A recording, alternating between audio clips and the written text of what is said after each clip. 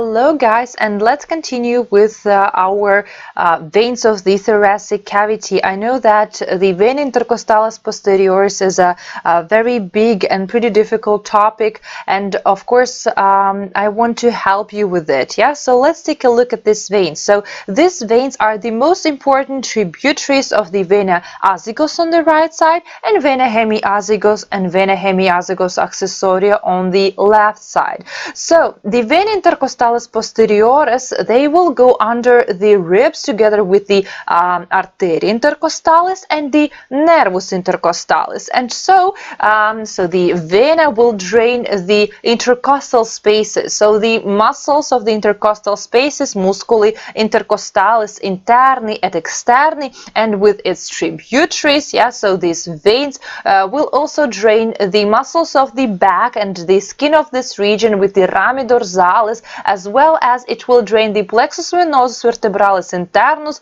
et externus, as well as the spinal cord and meninges of it with the rami spinalis. So let's take a look at the schematic picture that we have seen previously. So to remind you, yeah, let's take a look at the structures that we can see here. So on the right side we can see the vena brachiocephalica dextra, and on the left side vena brachiocephalica sinistra, and so they unite to form the vena cava superior. So the only tributary of this vein is the vena azygos on the right side, which is the biggest, the longest, the thickest vein of this thoracic cavity that will drain predominantly all walls of the thoracic cavity and the organs of it. Yeah?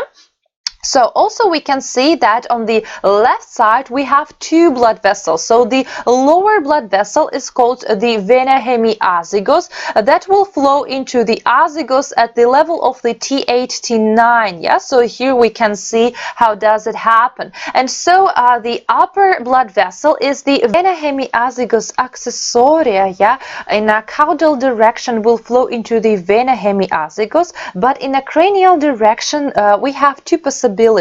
Or it will flow into the vena brachiocephalica sinistra or into the vena intercostalis superior.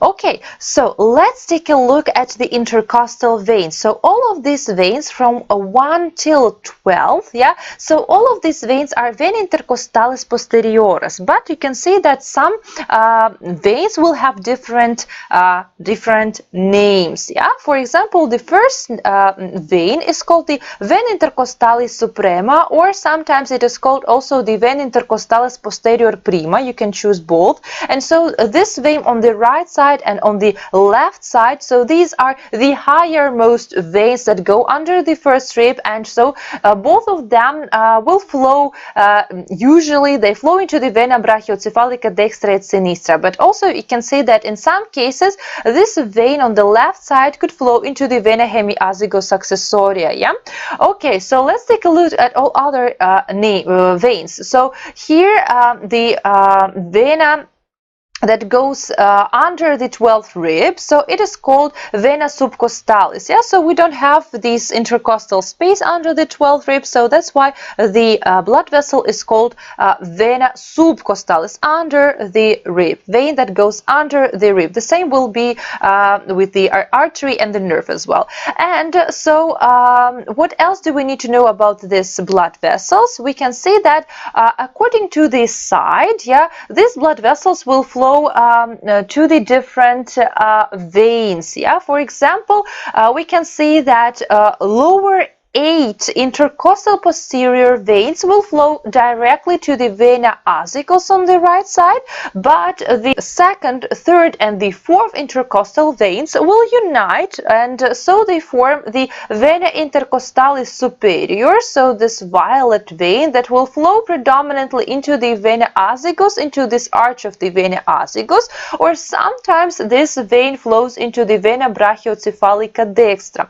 Yeah, so you can see that this intercostal spaces are a bit divided, yeah, and flow into different parts of the veins. But let's take a look at the left side. And so this side is more complicated, more difficult, and the veins will have more possibilities and more options, and the pathways are different, yeah. So let's go and take a look at this step by step. So let's start with the vena hemiazygos. Yeah, we know that vena hemiazygos will flow into the azygos at the level of the T8, T9, right?